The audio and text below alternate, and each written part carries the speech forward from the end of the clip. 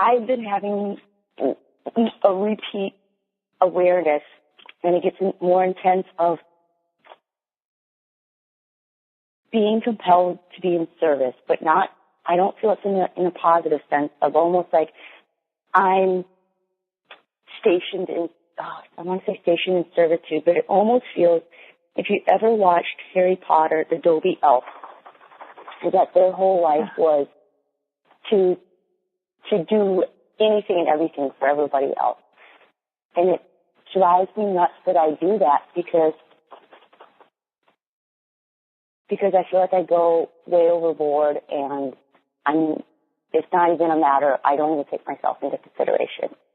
If someone asks me to babysit and I have free time, I will, regardless if there was something, there was something that I had wanted to do during that time, or regardless of the fact that I needed money and I could have worked and made money during that time, but because it wasn't scheduled yet, I still am compelled to say yes to them. Yeah.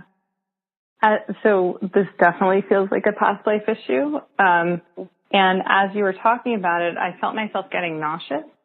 And yeah, what were you going to say about that? I've been having nausea every day for almost 2 years now.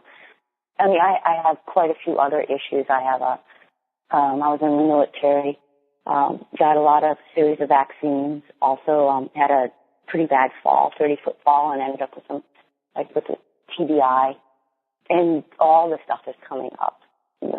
Issues that I'm learning are associated with the TBI, but I have had nausea for almost 2 years now.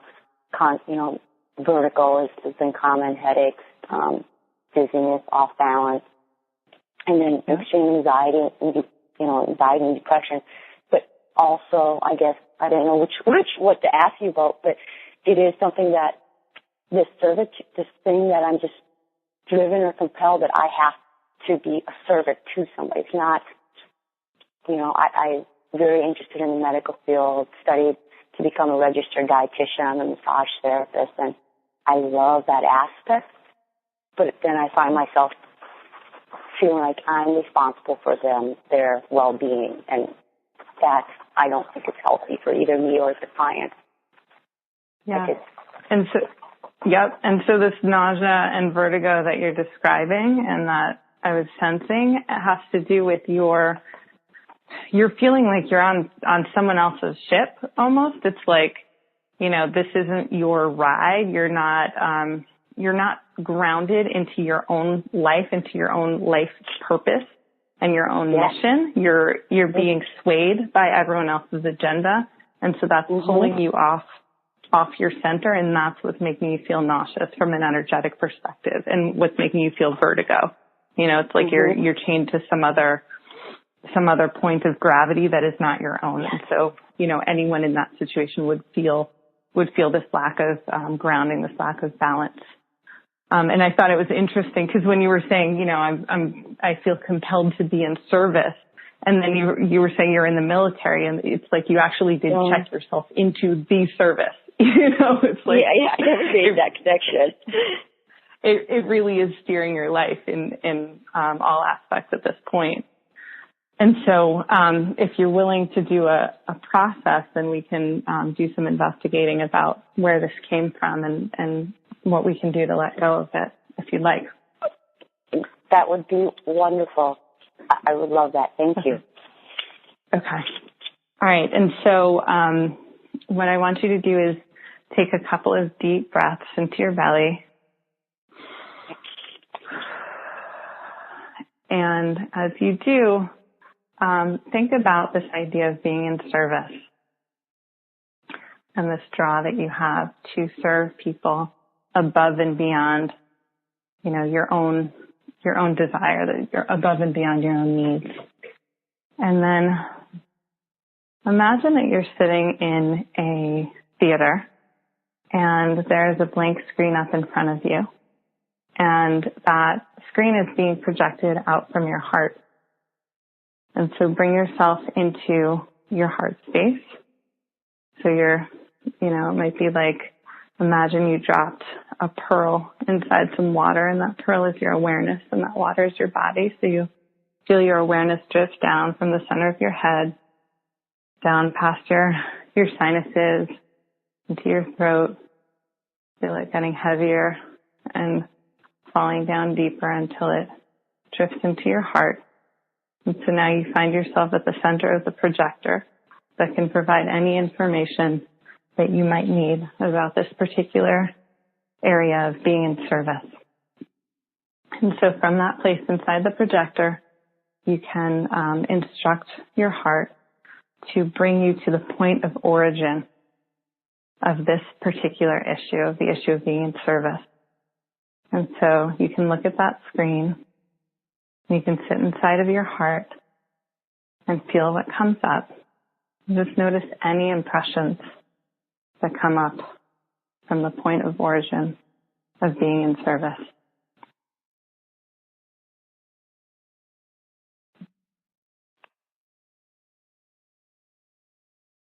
And just share whenever you're ready. So I'm having difficulty with getting there. It almost feels like I'm stopping myself. When you're talking about going into the heart center, I had, extremely sad. Just, tears welling up. And I haven't been able to get past that point, and no pictures beyond the pictures. So okay. Like I just stopped. Yeah. Okay. So let's send a huge thank you for that sadness, that welled up inside of you. And know that sadness was just right, that is part of the message. And that is where we need to be right now, that it wouldn't come up without a really good reason. And so focus your attention on this sadness and notice where you feel it in your body.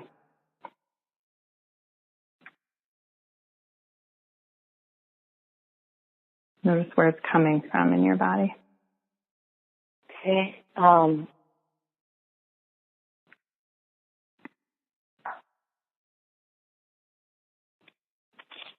Miriam, when you said focus on that sadness and give thanks to it, I did that. It's slippery now. It really, whether it just, was okay, but I don't.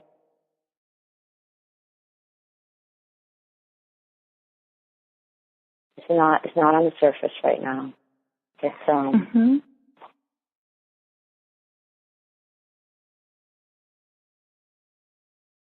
I can't find it right now. Okay. I think something in my stomach, or I think there's something in my stomach and possibly throat. Okay. I can't really find it.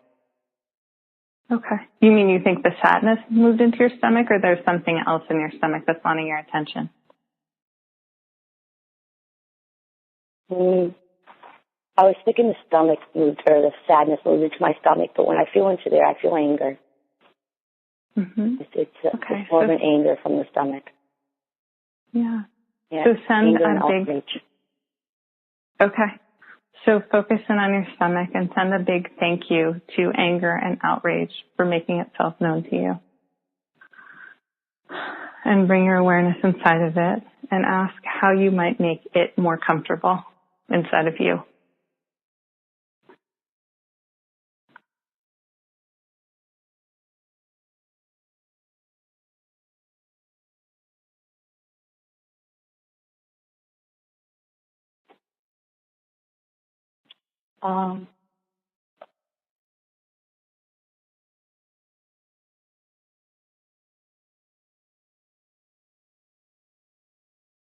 And anything that comes up is valid. Okay. Well, it doesn't, or I don't like how I'm giving myself up for others. I'm sacrificing myself for others. That I'm not honoring myself. I'll step on myself for others. Yeah. And so that is a tremendously healing and beneficial message. And so thank this energy in your stomach for having that level of outrage on your behalf, for wanting to protect you from over-serving, from leaning outside of your center of gravity and giving more than you have to give. So send it this big thank you, this big appreciation for looking out for you. And let it know that you've heard its message. And if there's anything more that you can do for that sense of outrage or anger in your stomach.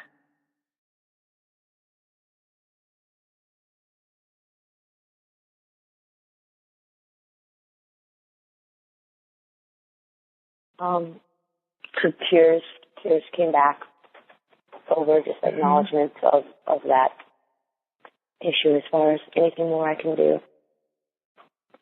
Great. And so thank those tears and let them know that you will express them as they come up if you feel comfortable offering that promise, because these tears that are coming up to come out and through you, and that you have a lot of grief that you've been storing inside around this particular issue of over-serving. And I'm feeling that the headaches that you've been getting are a result of this pent-up pressure that's wanting to be released through tears. And so as you make that promise of, of letting these tears out, you can let out this pressure that's been building up inside your head. Okay. And see what you notice right now in your body from the tears in the stomach, the outrage in your stomach. And if there's anything else that wants to happen right now before we move into the past and see where this came from.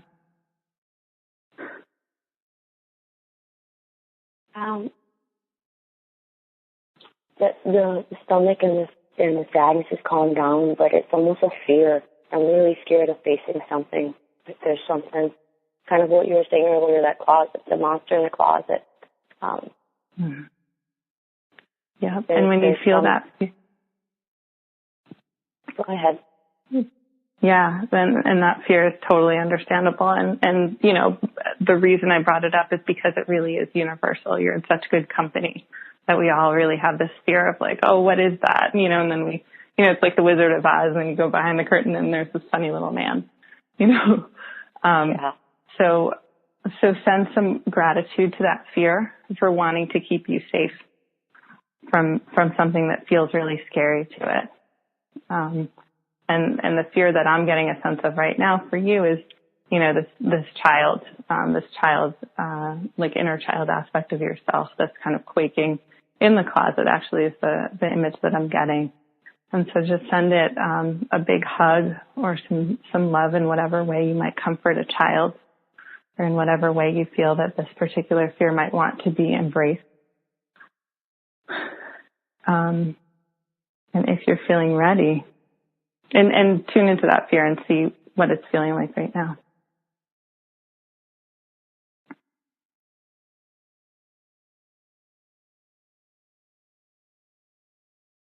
It's definitely, it feels better. It feels calmer. That fear is still there, but it feels not as intense. Okay, so just send it a big thank you. Yeah. Okay, so just send it a big thank you and let it know that you're there if it wants to be felt again, if it wants to be acknowledged. And just, make that promise to these 3 different emotions that have come up, that as they come up, in the future, the tears, the fear, and the anger, outrage, that as they come up, that you'll pay attention and that you'll, tune into them, because that's all they're really wanting from you. And they're all wanting to keep you safe, right? To keep you safe from over-serving, to keep you safe from going into things that might be scary for you. Okay. And so, what I would ask you to do now is imagine that you have a ball of yarn, and it can be any color that you want it to be. And this ball of yarn is a timeline, and you can stretch it out in front of you. You can kind of roll it, and you can stretch it out in front of you, and then you can take the, almost like as if you peeled a piece of yarn off of it that will stretch out a little bit in front of you, and then you take the rest of the ball and you throw it behind you. So it's stretching out way back as far as it can go. And you're standing somewhere in the middle of it. And this yarn represents the timeline of your life. And so you can travel on it to any place, to any point, and you can do it from whatever vantage point would feel safe. You can move right into it, or you can hover above it, and you can feel safe wherever you are in this particular information that unfolds from that place.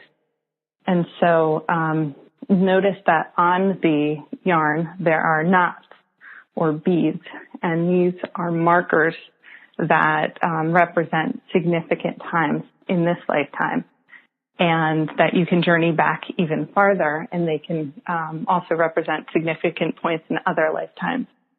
And so you're going to intend to move down that yarn to the point of origin of this particular issue of over-serving. And when you have arrived and you feel you're there, just see what you notice in that particular place.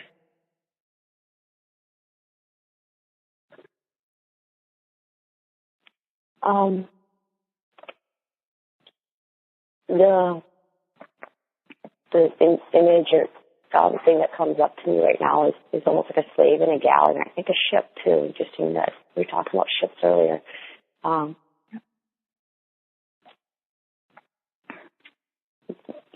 Being a slave in a galley, and I don't even know what that means when I say that, in a galley. I just know that I'm a slave, but it's a long time ago. I almost want to say Middle Ages is the word that comes to me. Mm-hmm. And I'm young. And I just picture myself. I mean, the picture I get, image I get is me. I can't tell my gender, male or female, but crouched up against like the wooden plank wall and just kind of sideways and coloring and that. Yeah. And so if you can bring yourself into the awareness of this experience of being a slave in a galley, notice what you feel like in this situation.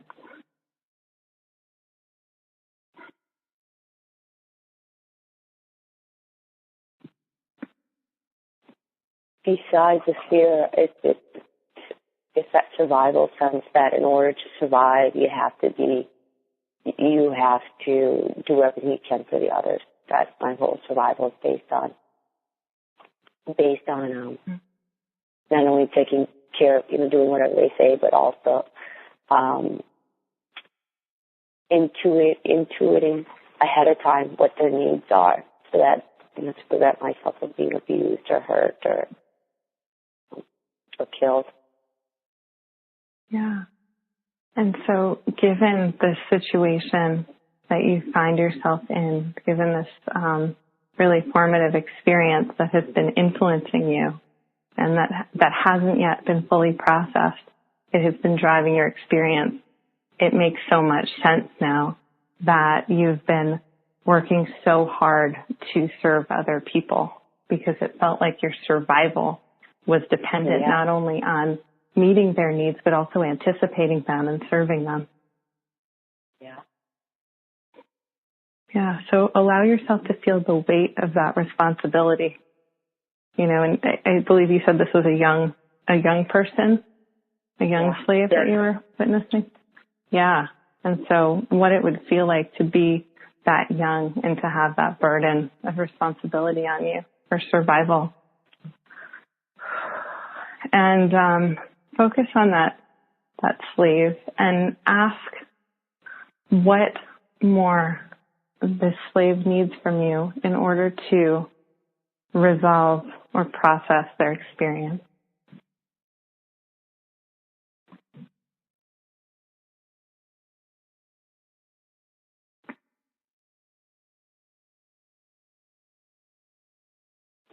This doesn't make sense to me. I don't know how to interpret it, but it's just, what I get is, look at me, see me, and acknowledge me.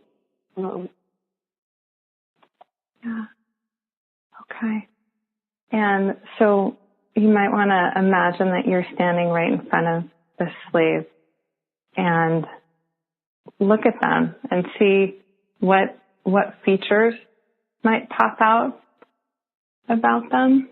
You know, maybe you can take a look, see what they're wearing, figure out if it is male or female, maybe how old they are, what other information you might gather about them as you really see them. You really just focus in and acknowledge this person standing in front of you.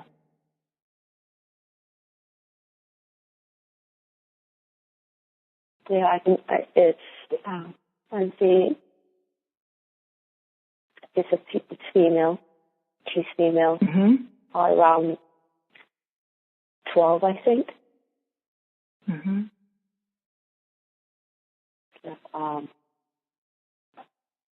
What would I say? That probably must have disheveled, for lack of a better word, dishwater blonde hair. It's interesting. I don't want to look at her. I feel like, in a sense, it's almost like, it's almost in, I don't want to look at me. It's almost like,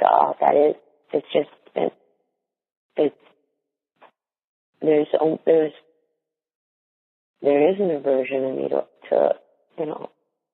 look at her. It's, and that makes me sad too.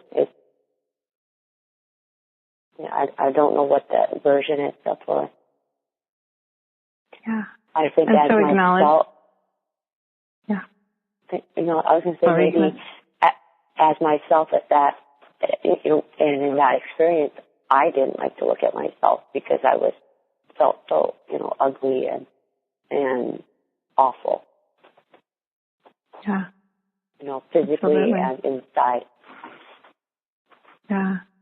And so if you can put yourself back in front of her, bring yourself back to that place where you're in front of her and let her know that you know what that feels like, to feel like you don't want to look at yourself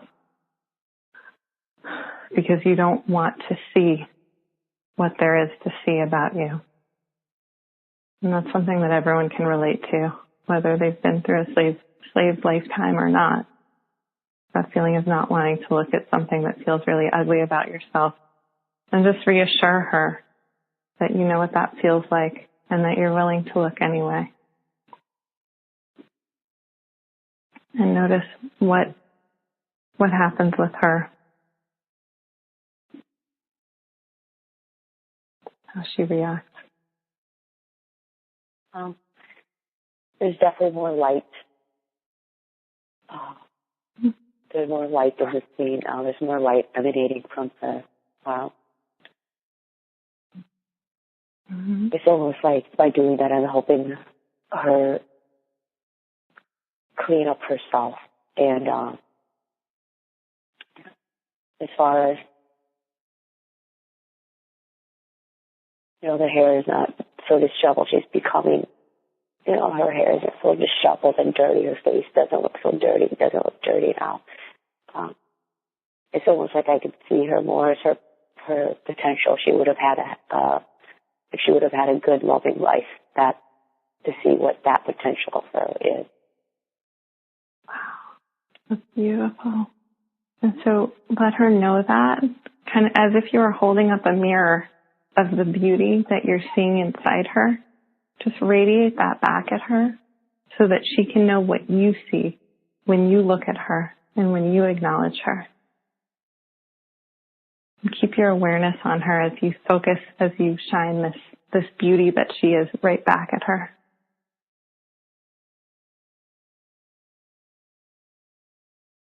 And notice what she does.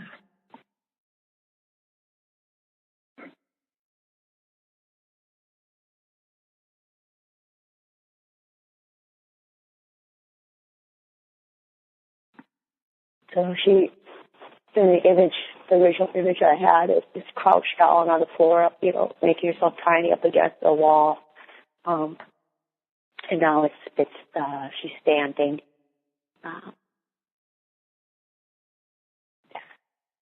She's standing, she's walking. It's almost like with the intention of walking out of there, walking away from that. Wow, beautiful. And ask her how you might support her in doing that, and walking out of there.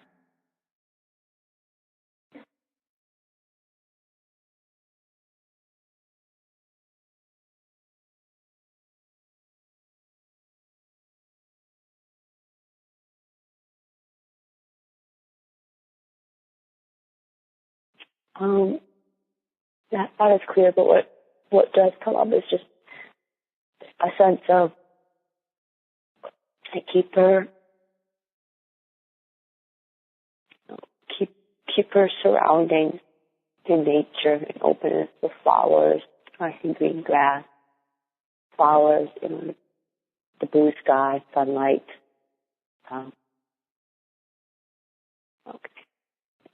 Keep her out in the open versus stuffed down into a dark, scary hole. Wow, that's beautiful. And how do you feel when you are out in these spaces in nature, like the one you just described? Those very good. I actually know that if I'm not in nature for a while, I just start to not feel very good. But in nature, I feel like I'm thriving in it. Yeah, I definitely feel like I thrive in nature.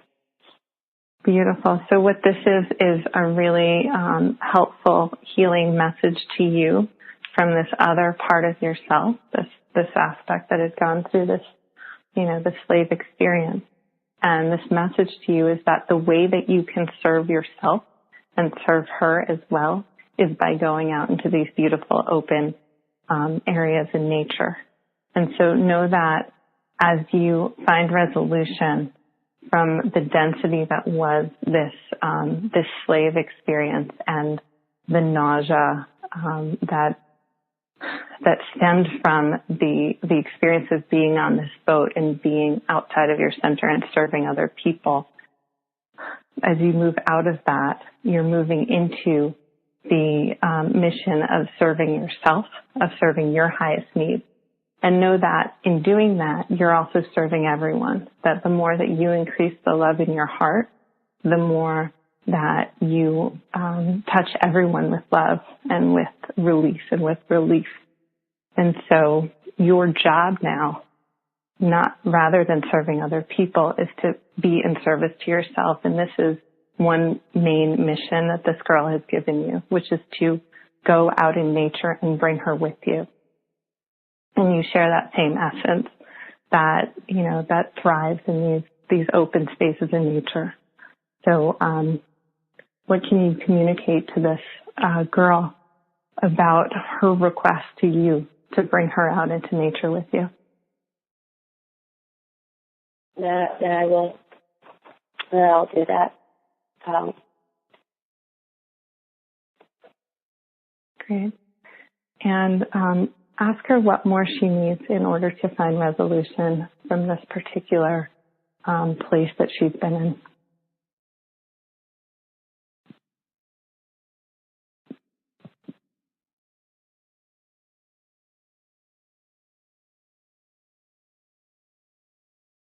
I can't tell if there's more or not, Miriam. That's absolutely fine. That's fine. She's been a very clear communicator. And, even in these moments where, it seems like there's some doubt if something more wants to come up, everything that's needed to come up has been coming up just as it has been needed. So all is in perfect order now. So just send her a huge thank you. And if it feels right, you might even want to give her a big hug and an acknowledgement of that light that you saw inside of her. And maybe as a parting gift, you can transform this place that she's standing into a place of nature. So whether that means you just kind of imagine that the boat disappears and nature, it's replaced by this beautiful open space that she asked for, or maybe you lead her out into the woods and find a special place for her there. Just find that peace for her before you say goodbye. Do you feel that she's come to a place of nature at this point? Yes. Okay, great. And so thank her again and remind her of that light that you saw in her again. And then bring your awareness back to that ball of rope and intend to come back to the present day on that timeline. And once you've gotten there, you can open your eyes and find yourself in the space where you are. And take a deep integrating breath. And then see what you notice about, about your physical sensations, or about your thoughts when you think about the idea of being in service to other people.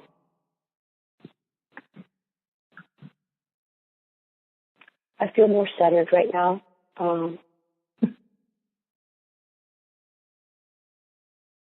The thought of being in service to other people, I don't know how to describe it, but there feels like there's more definitive boundaries. And maybe it's the fact that before it just felt like I could keep stretching and stretching and stretching when it came to how many ways can you serve somebody or help somebody. And now it feels more formed. I don't have words for the form or how it looks or anything, but it just feels more hard, but more solidified, not hard as a negative hard. Mm-hmm. Yeah.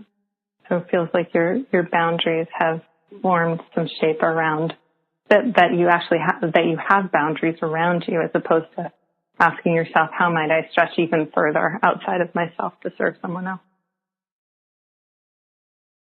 I think so. Mm-hmm. Yeah. And so feel into those boundaries and give gratitude for them, because now you get to experience what it's like to have those. You've experienced what it's like to be, this rubbery state of service, of stretching, and moving outside of your center. And now you get to experience what it's like to serve from your center. And as a reminder, your primary mission at this point is to serve yourself, and to serve yourself through joy. So finding those outdoor spaces that give you joy is the number one way that you can feed yourself right now. And looking for other things like that you can do will be, and know that as you do that, that's an act of service for everyone, for the planet. And so thank you for having the courage to take this trip, and thank all of those emotions again that came up as you were contemplating the trip, and that you of the past as well for taking you where you needed to go. It was really a pleasure to go down that path with you. Thank you, Miriam. It's I don't have words. Thank you so much.